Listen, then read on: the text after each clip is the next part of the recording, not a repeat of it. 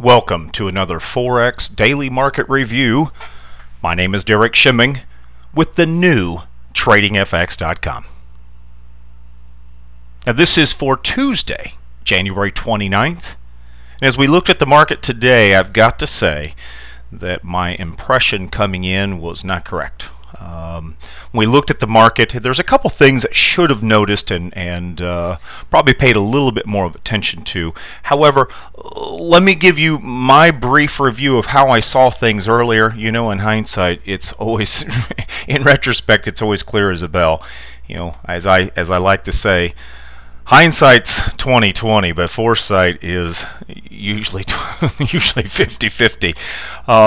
You know, and it's our job as a trader to try and put the odds in our favor. But when we looked at the market today, I really had a different impression than what took place. So let me step the study out a little bit, and I'll pop it out to a 25 so we can do a little bit bigger look back. And kind of this is picking up from yesterday, obviously, but my impression coming into the day is the market was still wanting to be short.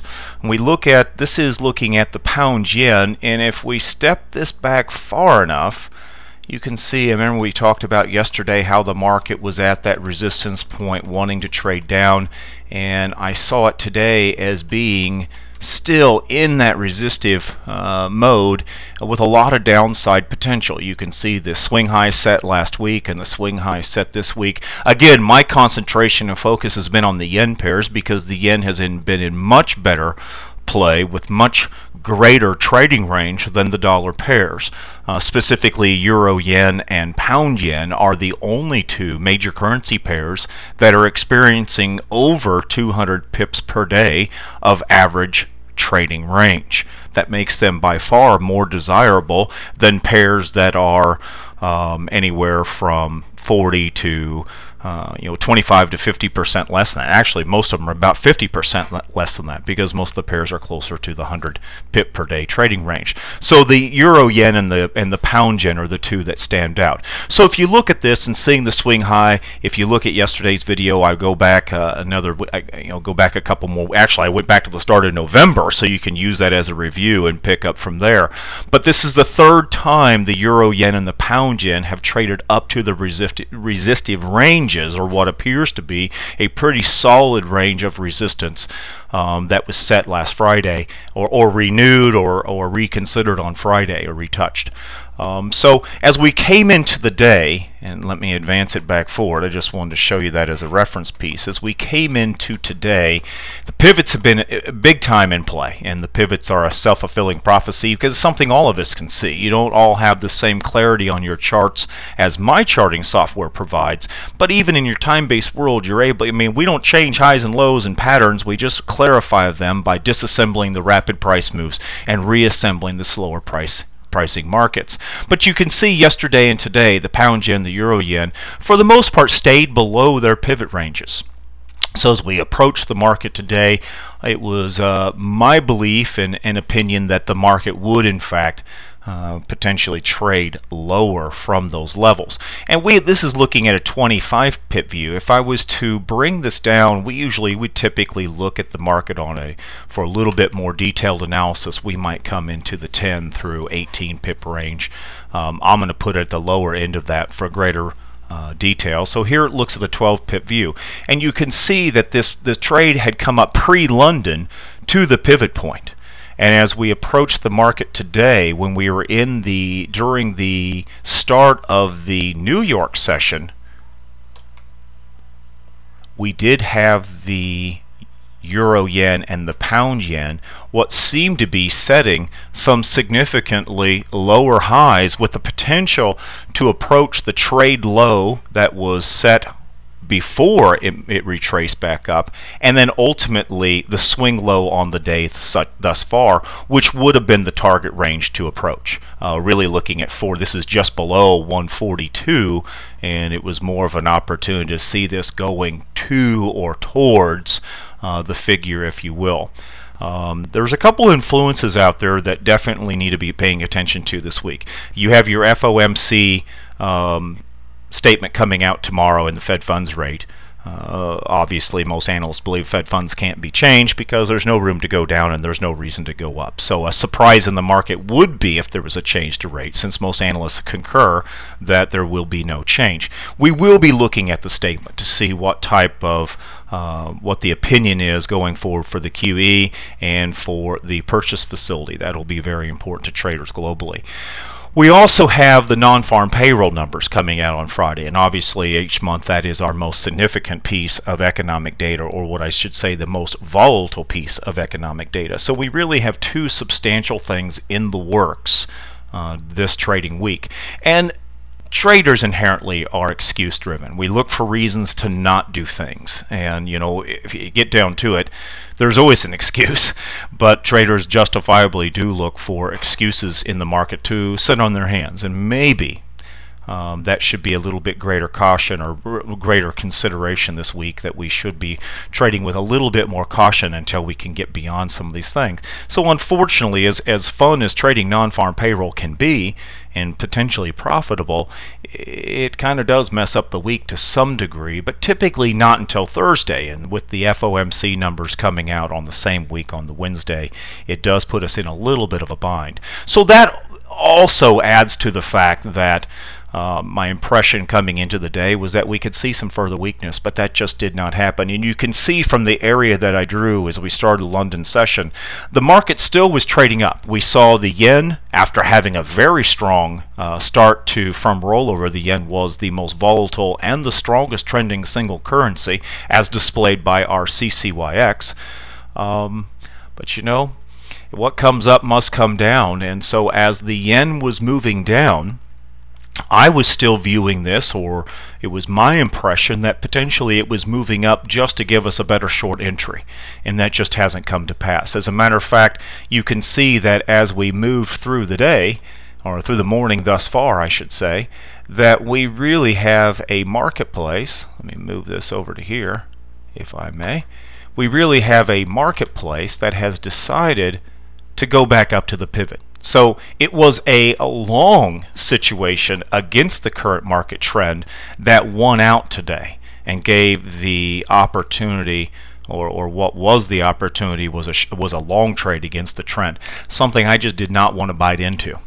And so it was my decision to not approach the market in what was happening. And in retrospect, again, it's always clear as a bell after the fact, but in retrospect that was a mistake. And but if you're not comfortable with the trade, if you don't see what the market is doing, and if you're not comfortable with what the market is providing, then obviously the easiest thing to do is to do nothing. Traders are inherently thinking they have to be in a trade, and that's just not always the case. I'm still trying to, the video system is not very friendly to my drawing tools, but there. And so you can see that we did move back up to the pivot point. We have violated this high, the swing high that was set prior to the London session, and so this puts us into a quandary. And you have we're overbought at the current time as displayed. Look at the oscillator at the bottom. You can see on the TFXD oscillator that we are overbought slightly, and so my impression is still that we're short, but unfortunately that hasn't been the profitable way to look at the market so far today. And again, maybe that is because of the external news coming into the market as we approach this week. The other view to consider, and to drive home the point of the uncertainty that the market is facing this week, is in fact looking at our CCYX view.